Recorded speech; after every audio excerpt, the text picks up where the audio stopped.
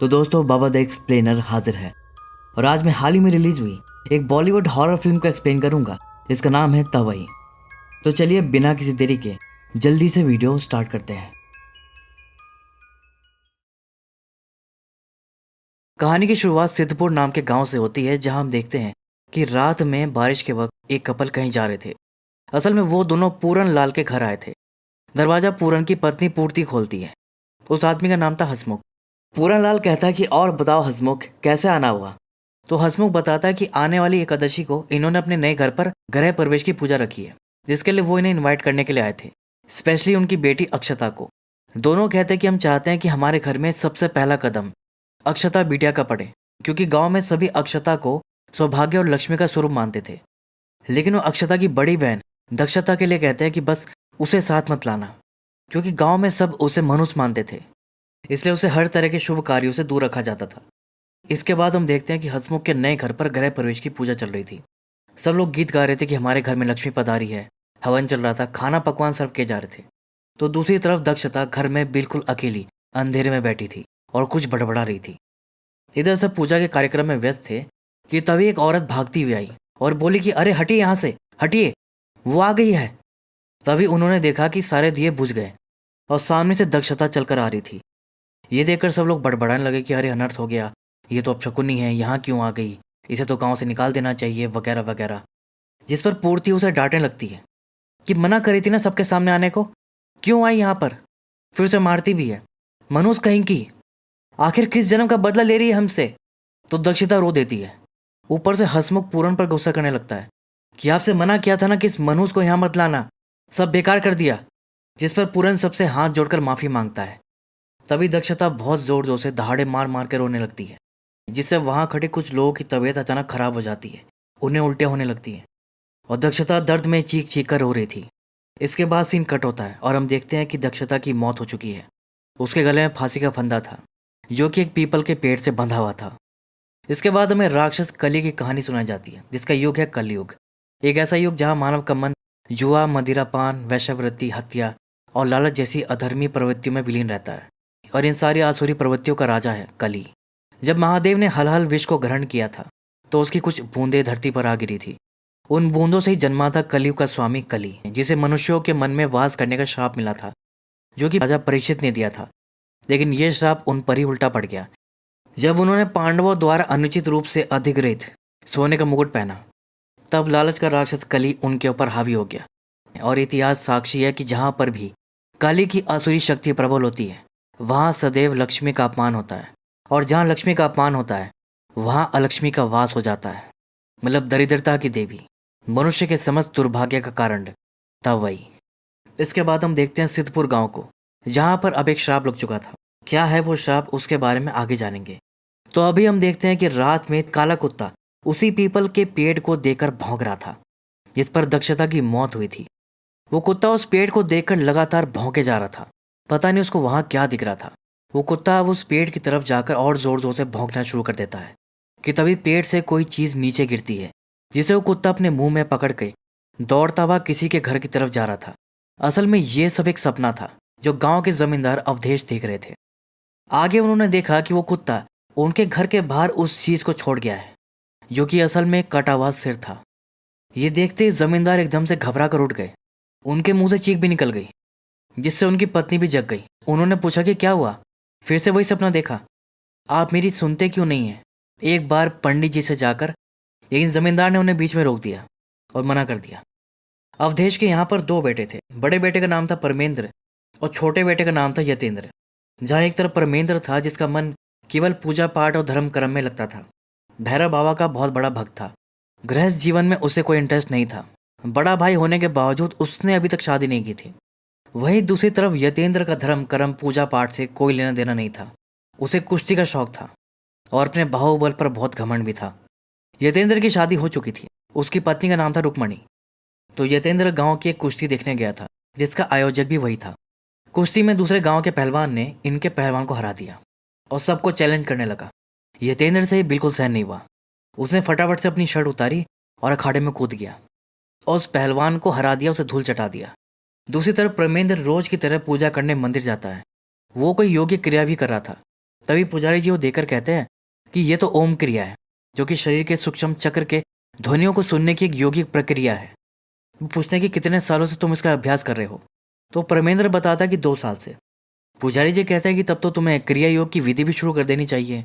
तो प्रेमेंद्र कहता है कि वो एक क्रिया योग सीखने के लिए योगानंद आश्रम जाना चाहता है और कहता है कि सोचता हूँ कि वहाँ जाऊँ तो फिर वहाँ से वापस से ना आऊँ।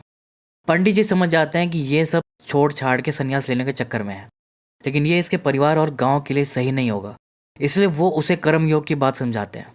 उससे कहते हैं कि तुम्हारे कुछ कर्तव्य हैं जिनका तुम्हें पालन करना है, लोगों की सेवा करनी है जैसे तुम्हारे पिता करते हैं। दूसरी तरफ हम उसके पिता अवधेश को देखते हैं, जिन्हें सब महाराज बुलाते थे, क्योंकि वो राजा की तरह गांव वालों की परेशानी सुनते थे और उनकी मदद करते थे। गांव में श्राप के चलते हर बार फसल खराब हो जाती थी, जिस पर महाराज अपनी तरफ से सबको अनाज प्रोवाइड कर देते थे। लेकिन एक बूढ़े चाचा कहते हैं कि महाराज, ये बहुत पुरानी समस्या है। गेहूं और चावल देने से इस समस्या का हल नहीं हो सकता, और ये आप भी जानते हैं कि दरिद्रता इस गांव को खाए जा रही है। इस समस्या का हल जल्दी नहीं निकाला गया तो गांव बर्बाद हो जाएगा। इसके बाद हम महाराज को देखते हैं, जो अपनी पत्नी से कहते हैं कि कितने वर्षों से समर्पित हैं हम। इस गांव के लिए हमसे जो हो सकता था सब हमने किया, फिर भी परिस्थितियां वक्त से बदतर होती जा रही है। तो उनकी पत्नी उन्हें फिर पंडित जी के पास जाने के लिए बोलती है, जिसका महाराज कोई रिप्लाई नहीं करते। इसके बाद सब खाने की टेबल पर बैठे थे। तभी यतेंद्र अपने पिता को ताना मारने लगता है कि सब कुछ गांव वालों को बांट दो, आप अपने बच्चों के लिए कुछ मत छोड़ना। उसकी माँ कहती कि बेटा ऐसे मत बोलो, तू जानता है ना गांव की क्या परिस्थिति है। यतेंद्र कहता कि अरे बस करो माँ, गांव वालों को बांटने के लिए इनके पास कुबेर का खजाना है, और अगर मैं व्यापार के लिए कुछ पैसे मांगू तो इनसे फूटी कौड़ी नहीं निकलती। उसकी माँ उसे डांट देती कि ये तू बहुत हो गया, चुप कर। तो ब्रह्मेंद्र उसकी साइड लेता है कि क्या गलत कह रहा है भाई, अगर ये कारोबार करना चाहता है तो इसमें क्या बुराई है। लेकिन महाराज उसे टोक देते हैं, अब तुम भी इसका राग मत अलापो। मैंने तुम दोनों से पहले ही कहा है, ये धन समाज का धन है और समाज के लिए ही उपयोग में आएगा। तभी उनका एक सर्वेंट आकर कहता है कि महाराज, कृष्णा आया है। फिर महाराज जाकर कृष्णा से मिलते हैं कि क्या बात है कृष्णा, क्या हुआ। तो रोता हुआ बताता है कि महाराज, मेरी माँ 2 दिन से बीमार है, वैद्य जी की दवा भी काम नहीं कर रही, कुछ करिए महाराज, मेरी माँ को बचा लीजिए। जिस पर महाराज परमेंद्र को बुलाते हैं, उसे कहते हैं कि कृष्णा की माँ को शहर के अस्पताल लेकर जाओ, और जाते जाते उससे कहते हैं कि वो उस रास्ते से मत जाना। कौन सा रास्ता? वही रास्ता जहाँ वो पीपल का पेड़ है। इसके बाद हम देखते हैं कि परमेंद्र जीप में कृष्णा और उसकी माँ को लेकर शहर जा रहा था। तभी पता चला कि मेन रास्ते में पेड़ गिर गया था, तो मजबूरी में परमेंद्र को वो दूसरा रास्ता लेना पड़ता है, जिसके लिए उसके पिता ने मना किया था। और जैसे ही गाड़ी उस पेड़ के सामने पहुंची, गाड़ी वहीं अटक गई। मतलब जो पीछे वाला टायर था वो जमीन में धंस गया था। परमेंद्र तुरंत जीप से उतरा और पहियों को निकालने की कोशिश करने लगा, और इसी बीच कृष्णा की माँ ने दम तोड़ दिया और कृष्णा फूट फूट कर रोने लगा। परमेंद्र को तो इसका बहुत अफसोस हुआ, और वो सोच रहा था कि क्या सच में ये पेड़ मनुष्य है, क्या इस पेड़ की वजह से कृष्णा की माँ की मौत हुई। खैर, जब वो कृष्णा को लेकर अपने घर पहुंचा तो महाराज ने देखा कि कृष्णा बुरी तरह से रो रहा है और जीप में उसकी माँ का शव पड़ा है। महाराज ये देखकर कुछ नहीं बोले और चुपचाप घर के अंदर चले गए और बैठकर कुछ सोचने लगे। ऑफिस के अगले दिन महाराज सीधा पंडित जी से मिलने गए। पंडित जी उन्हें देखते ही बोलते हैं कि आखिर आपको हमारे पास समाधान के लिए आना ही पड़ा ना। महाराज हाथ जोड़कर कहते हैं कि आचार्य जी, सिद्धपुर की जनता त्राही माम कर रही है, कष्टों का कोई अंत नहीं दिख रहा। मुझसे जो हो सकता था मैंने किया, लेकिन अब मैं पूरी तरह हार गया हूँ। तो पुजारी जी बताते हैं कि सिद्धपुर की जनता और आपका परिवार जो भुगत रहा है वो आपके पितरों के किए हुए कर्मों का फल है। महाराज, पितरों से विरासत में केवल संपत्ति नहीं मिलती, उनके अच्छे कर्म और बुरे कर्म भी मिलते हैं जो हमें भुगतने पड़ते हैं। महाराज कहते हैं कि आचार्य जी, कृपया इसका कोई समाधान बताइए। तो पुजारी जी कहते हैं कि इसका उपाय तो इनके दादा ने इनके पूर्वज को 50 साल पहले ही बताया था, लेकिन वो किसी ने किया नहीं, क्योंकि उपाय ये था कि उस पेड़ के पास इनको अपनी नई हवेली बनवानी है और रोज उस पेड़ की पूजा करनी है। गांव वालों से भी पूजा करवानी है, जो पेड़ के पास आने से भी डरते थे। इतना मुश्किल उपाय था, इसलिए महाराज अवॉइड कर रहे थे कि खुद से संभाल लेंगे। लेकिन अब हर तरफ से हारने के बाद उनके पास ये उपाय करने के सिवा और कोई ऑप्शन नहीं बचा था। इसके बाद हमें कुछ साल आगे की कहानी दिखाई जाती है, जहाँ महाराज ने उसी पेड़ के पास अपनी नई हवेली बनवा ली थी। यहाँ तक कि गांव में हॉस्पिटल भी खोल लिया था। समय पर सही इलाज ना मिलने से कृष्णा की माँ की मौत हो गई थी, क्योंकि गांव में कोई हॉस्पिटल नहीं था। इसलिए महाराज ने गांव में हॉस्पिटल खोल लिया था और यहाँ पर इलाज भी फ्री में होगा। लेकिन यतेंद्र को बिल्कुल भी रास नहीं आ रहा था कि इस कलयुग में राजा बलि बनने की कोशिश कर रहा है हमारा बाप। इस पर परमेंद्र उसे टोक देता है कि अब पिता के लिए ऐसे बोलोगे? ठीक है, उनकी कुछ बातों से हम सहमत नहीं हैं, लेकिन इज्जत तो कर ही सकते हैं। यतेंद्र कहता है, भाई तो आपको क्या लगता है मैं इज्जत नहीं करता? अरे मैं ये इनके लिए ही सोच रहा हूँ, बस मेरे कहने का तरीका थोड़ा अलग है। ज़रा सोचो भाई, पैसे को धंधे में डालेंगे तो और पैसे आएंगे और इससे तो सभी का फायदा ही होगा ना। जिस पर प्रमेंद्र कोई जवाब नहीं देता। अपने पिता और भाई के इस रवैये से यतेंद्र बहुत परेशान हो जाता है। रात में तालाब के पास बैठकर वो ड्रिंक कर रहा था और ड्रिंक करके वो पानी में नहाने चला जाता है, जबकि ऐसा नहीं करना चाहिए। और तभी कोई अनजान शक्ति उसे पानी में खींच लेती है। वो डूबने लगता है। फिर वो जैसे तैसे बाहर आता है। तभी किसी लड़की की फुसफुसाहट सुनाई देती है। ये दक्षता की आत्मा थी। वो संस्कृत में कोई मंत्र बोल रही थी। तभी फिर से वो यतेंद्र को नीचे खींच लेती है। यतेंद्र स्ट्रगल करके जैसे तैसे बाहर आता है और अब वो बहुत डर जाता है। ये कौन कर रहा है? वो फुसफुसाहट उसे अभी भी सुनाई दे रही थी, उसे हॉन्ट कर रही थी। तो वो तुरंत तालाब से बाहर निकल जाता है, फटाफट से अपनी शर्ट पहनता है और तुरंत वहां से भाग जाता है। अब अगले दिन क्या होता है कि महाराज उस पीपल के पेड़ की पूजा करवा रहे थे, लेकिन इसमें ना गांव वाले शामिल थे और ना ही यतेंद्र। इस पर जब उसकी पत्नी रुक्मणी उसे कहती है कि आप पूजा में शामिल क्यों नहीं हो रहे, तो यतेंद्र कहता है कि रुक्मणी, तुम तो जानती हो कि मुझे ये सब पसंद नहीं है, और वैसे भी मेरे होने या ना होने से किसी को कोई फर्क नहीं पड़ता।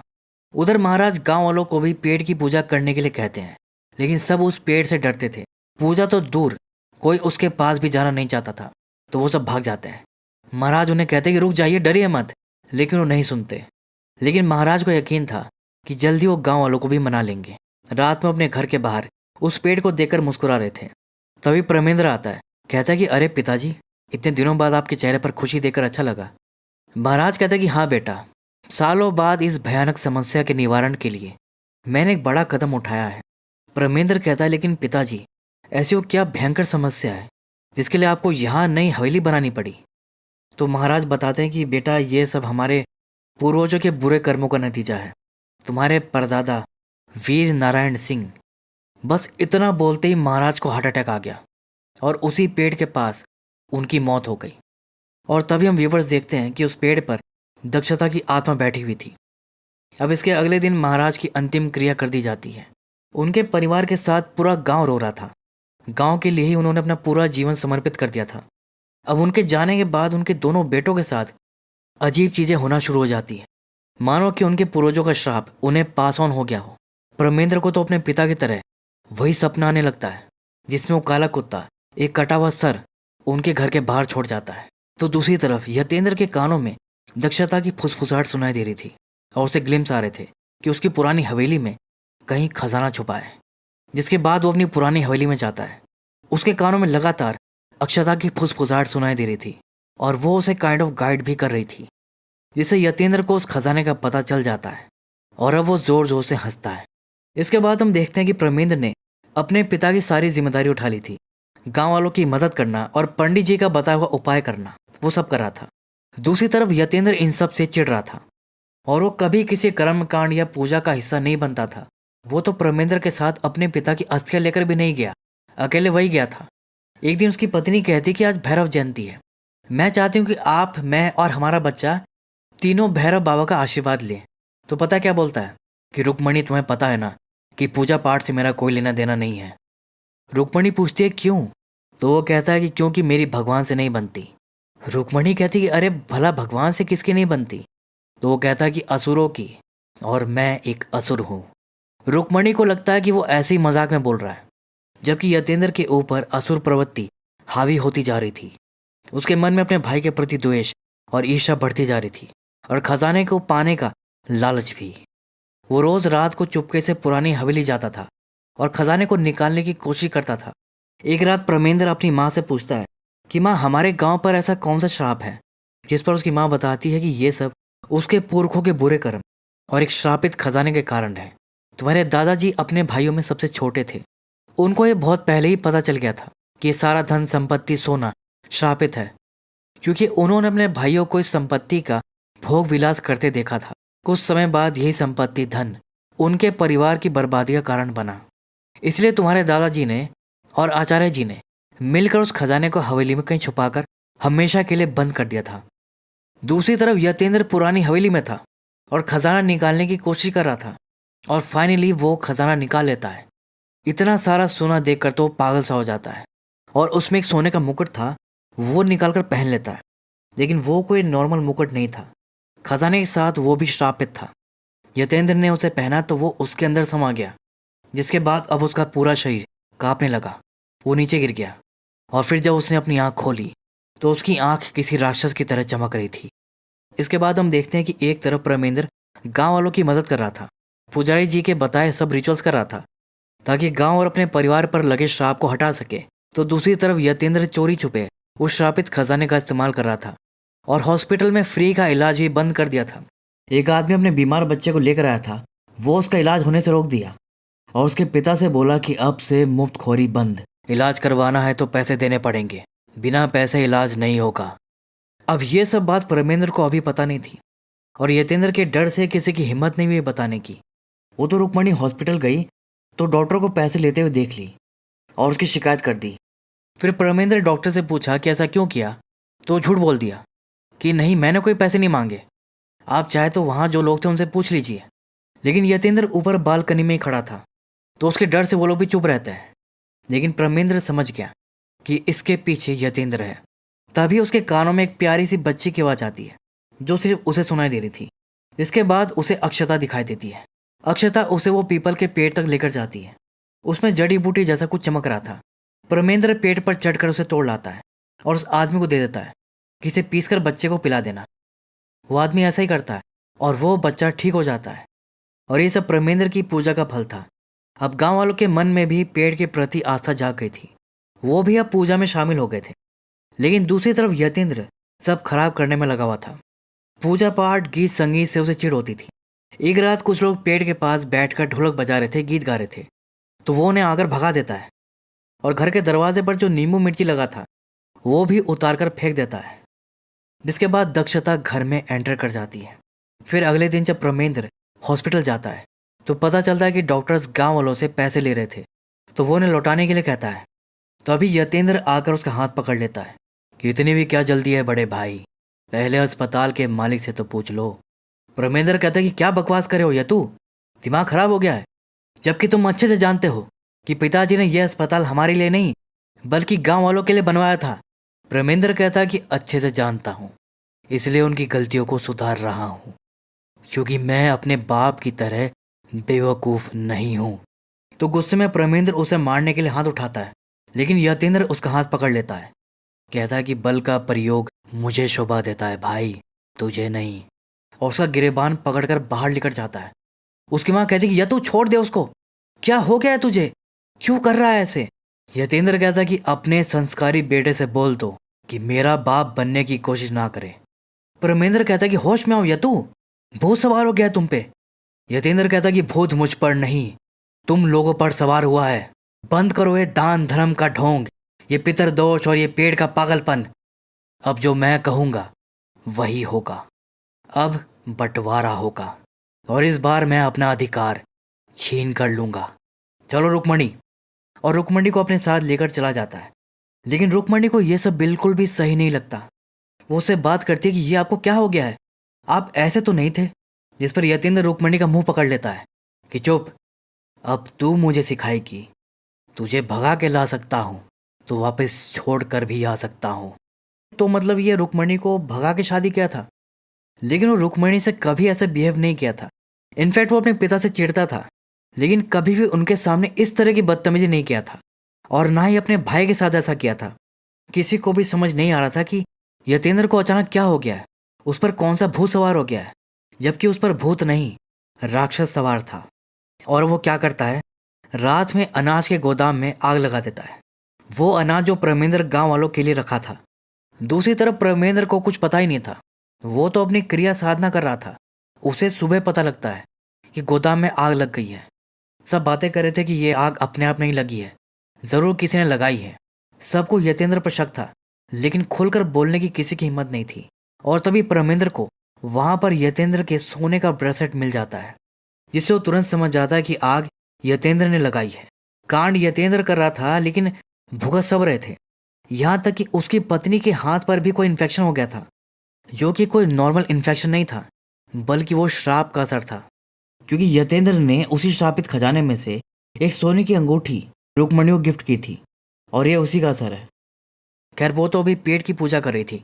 यतेंद्र ने उसको देखा तो उसे खींच कर ले जाने लगता है। वो कहती कि अरे छोड़िए मुझे, मैं तो बस पूजा कर रही थी। वो कहता अच्छा, पूजा कर रही थी तो ले, अभी तेरी पूजा पूरी किए देता हूँ। और पेड़ के सामने पैंट खोलकर टॉयलेट करने लगता है, लेकिन इससे पहले ही प्रेमेंद्र उसे रोक देता है। इतने में उसकी माँ जाती है कि दिमाग ठिकाने पे है तुम्हारा? तुम्हारी वजह से हमारा परिवार बर्बाद हो रहा है, राक्षस बनते जा रहे हो तुम। प्रेमेंद्र भी कहता है सच में, मुझे नहीं पता था कि तुम इतना नीचे गिर जाओगे। गोदाम तक को आग लगा दी तुमने। और उसको ब्रेसलेट दिखाता है, कहता है बताओ माँ को, कहाँ मिला ये? आखिर तुमने ढूंढ ही लिया ना खजाना। अरे लालच में अंधे हो गए हो तुम यतु। यतेंद्र कहता है कि लालची मैं नहीं, तुम लोग हो। सालों से मुझसे ये खजाना छुपा कर रखा, जो मेरी ही संपत्ति है। अब जो मेरा है वो मैं छीन कर लूंगा। उसकी माँ उसे समझाती कि बेटा वो खजाना श्रापित है, लेकिन वो अपनी माँ की भी नहीं सुनता, अपनी माँ को धक्का मार देता है। प्रेमेंद्र उसे रोकता है तो उसे भी धक्का मार देता है, जिससे वो रुक्मणी से टकराया और वो नीचे गिर पड़ी। अब तो प्रेमेंद्र के सब्र का बांध टूट जाता है। वो यतेंद्र का गला पकड़ लेता है तो वो भी उसका गला पकड़ लेता है। दोनों लड़ने लगते हैं। उनकी माँ रुक्मणी को लेकर हॉस्पिटल जाने लगती है, और इधर ये दोनों बुरी तरह लड़ रहे थे। यतेंद्र के अंदर राक्षस होते हुए भी प्रेमेंद्र उसे टक्कर दे रहा था, क्योंकि वो साधना वगैरह करता था, लेकिन फिर भी राक्षस ज्यादा पावरफुल था। लास्ट में प्रेमेंद्र को ऐसा घूसा मारता है जिसके बाद प्रेमेंद्र नहीं उठता। इसके बाद हम देखते हैं कि रुक्मणी हॉस्पिटल में थी। तभी प्रेमेंद्र उसे देखने आता है, पूछता है कि रुक्मणी कैसी है, बच्चा तो ठीक है ना? उसकी माँ कहती है कि रुक्मणी और बच्चा तो दोनों ठीक है, लेकिन रुक्मणी के हाथ पर कोई इन्फेक्शन हो गया है, इसके बारे में डॉक्टर भी कुछ बता नहीं पा रहे। उसकी माँ कहती है कि ये सब जो हो रहा है सही नहीं हो रहा, मुझे तो बहुत डर लग रहा है, लेकिन पंडित जी ने तो कहा था कि दोष कम हो रहा है। तो प्रेमेंद्र को लगता है कि आचार्य जी से जाकर दोबारा बात करनी पड़ेगी, तो वो उनसे मिलने जाता है। तब आचार्य जी उसे बताते हैं कि इसी पावन नगरी में भगवान शिव ने राक्षस दूषण का वध किया था, लेकिन कलयुग के दूषण अदृश्य हैं, क्योंकि वो मनुष्य के मन में वास करते हैं और उन्हें निरंतर माया के चक्रव्यूह में बांधे रखते हैं, जिससे राक्षस कली मनुष्य के मन पर हावी हो जाता है। शास्त्रों के अनुसार तवई उस स्थान पर वास करती है जहाँ कली की आसुरी शक्ति प्रबल होती है। गांव में कली और तवई दोनों का ही प्रभाव है, और इन सब के लिए प्रेमेंद्र के परदादा वीर नारायण सिंह जिम्मेदार थे। वीर नारायण सिंह गांव का एक क्रूर और लालची जमींदार था, जो गांव वालों का शोषण करता था, उनकी जमीन हथिया लेता था। यहाँ तक कि गांव की औरतों पर भी उसकी गंदी नजर थी, उनका भी वो शोषण करता था। यहाँ तक कि उसने मंदिर तक को नहीं छोड़ा, अपने चोरों से मंदिर का सोना तक चुरवा लेता था। कुल मिलाकर वो राक्षस प्रवृत्ति का था, और जहाँ कली की राक्षस प्रवृत्ति हावी होती है वहां तवई वास करती है। बस फिर क्या था, दक्षता के रूप में तवई ने इस गांव में रहने वाले पूरनलाल के घर में जन्म लिया। दक्षता के कारण उनके घर में गरीबी और मनुष्य छा गई। रोज घर में झगड़े होते थे, उनकी जिंदगी नरक हो गई थी। तो उसके समाधान के लिए उन्होंने एक बाबा को भी बुलाया था, लेकिन वो भी दक्षता पर से ये मनुष्यत नहीं निकाल पाए। उल्टा उनके फेस से ही खून आने लगा, और तब उन्हें समझ आया कि दक्षता कोई साधारण लड़की नहीं है। और तब वो दक्षता की कुंडली लेकर आचार्य विमलानंद के पास गए, जो कि इन पंडित जी के ही दादा थे। उन्होंने बताया कि समुद्र मंथन में लक्ष्मी जी से पहले अलक्ष्मी निकली थी। लक्ष्मी जी की बड़ी बहन अलक्ष्मी जहाँ भी जाती है वहाँ कलह, ईर्ष्या, द्वेष और कष्ट लाती है। दुर्भाग्य से आपकी बेटी दक्षता का जन्म उसी दरिद्र योग में हुआ है। वो अलक्ष्मी का ही रूप तवई है। जब उन्होंने इसका उपाय पूछा तो आचार्य जी ने बताया कि अगर आप उचित नक्षत्र में प्रयत्न करें तो आपके घर में लक्ष्मी का भी जन्म हो सकता है। लेकिन ध्यान रहे, जहाँ लक्ष्मी का अपमान होता है, अलक्ष्मी उस स्थान को अपने क्रोध और शांति से भर देती है। फिर वहाँ ईर्ष्या, कलेश और केवल दरिद्रता का वास रहता है। इसके बाद उन्होंने खूब पूजा करी, मन्नत मांगी, और भगवान की कृपा से उनके घर में एक और बच्ची ने जन्म लिया, जो कि लक्ष्मी का रूप थी, और उसका नाम उन्होंने रखा अक्षता। अक्षता के आते ही पूरनलाल की किस्मत चमक गई। एक रात उसको जमीन से सोने से भरा हुआ बक्सा मिला, और कहते ना कि इंसान को अगर जरूरत से ज्यादा मिल जाए तो उसका दिमाग खराब हो जाता है। भूरनलाल के साथ भी ऐसा ही हुआ। उसका दिमाग इसे संभाल नहीं पाया, उसके मन में लालच ने जन्म ले लिया। जो सोना और भाग्य उसे अपनी बेटी की वजह से मिला था, उसने उसका गलत इस्तेमाल किया। वो जुआ खेलने लगा। उसकी बेटी की वजह से उसका भाग्य साथ दे रहा था, तो वो हर बार जीत जाता था, लेकिन वो कभी संतुष्ट नहीं होता था। उसकी लालच बढ़ती जा रही थी और ऐसे उसने बहुत सारा धन इकट्ठा कर लिया। अब जमींदार को इसकी भनक लग गई। उसे बर्दाश्त नहीं हुआ। उसने अपने आदमियों के साथ पूरन लाल के घर पर अटैक कर दिया। उसका सारा धन लूट लिया, उसकी पत्नी तक की इज्जत लूट ली, दोनों को मार दिया और अक्षता को भी पकड़ लिया। लेकिन दक्षता भाग निकली थी। फिर उसने दूर से देखा कि उसके घर को भी आग लगा दी गई है और इसके बाद उसने जमीन खोदकर पूरन लाल का छुपाया हुआ सोना भी निकाल लिया और उसी गड्ढे में अक्षता को जिंदा दफना दिया। दक्षता अपनी बहन को पसंद नहीं करती थी, उससे जलती थी, लेकिन ये उससे भी देखा नहीं गया। वो भाग कर आई और मिट्टी खोद कर अपनी बहन को निकालने की कोशिश करने लगी और जमींदार ये देखकर जोर जोर से हंस रहा था। तो गुस्से में दक्षता उसे मारने जाती है, तो जमींदार उसे पकड़ लेता है और उसका गला घोट कर उसे खत्म कर दिया और उसकी लाश को उसी पीपल के पेड़ पर टांग दिया और उसी का श्राप उसके पूरे परिवार और गांव पर लगा है। तब जाकर प्रेमेंद्र को पूरी कहानी समझ आई कि क्यों उसके पिता यह धन अपने लिए इस्तेमाल नहीं करते थे, क्योंकि ये उनका था ही नहीं। सब पाप की कमाई थी, या कहें कि हराम की कमाई थी। सब दूसरे लोगों से छीना या लूटा गया था और इसी तरह की पाप से जुड़ी वस्तुओं पर कली का वास होता है। राजा परीक्षित ने जब गलती से जरासंध का वो मुकुट पहन लिया जो उनका नहीं था, जिसे भीम जरासंध को मारने के बाद उसे लेकर राजकोष में रखवा दिया था, तो एक तो उस पर परीक्षित का अधिकार नहीं था, दूसरा वो एक अधर्मी राजा का था। तो उस मुकुट को पहनते ही कली राजा परीक्षित के मन पर हावी हो गया और उनसे पाप करवाया। इसके चलते उन्हें एक ऋषि का श्राप मिला कि 7वें दिन उन्हें तक्षक नाक काट लेगा, और ऐसा ही हुआ और उनकी मृत्यु हो गई। यतेंद्र के साथ भी बिल्कुल ऐसा ही कुछ हुआ है। उस श्रापित मुकुट को पहनते ही कली उसके मन पर हावी हो गया और अब वो पूरी तरह से राक्षस बन चुका है। अभी गांव वाले उस पेड़ की पूजा कर रहे थे तो भड़क जाता है, कहता है कि आज इस पेड़ को ही काट दूंगा। इधर वो पेड़ पर कुल्हाड़ी चला रहा था, लेकिन चोट उसकी पत्नी को लग रही थी। हॉस्पिटल में वो चिल्ला रही थी, उसके सर से खून बह रहा था, उस बेचारी को बच्चा भी होने वाला था, लेकिन यतेंद्र को इससे कोई मतलब नहीं था।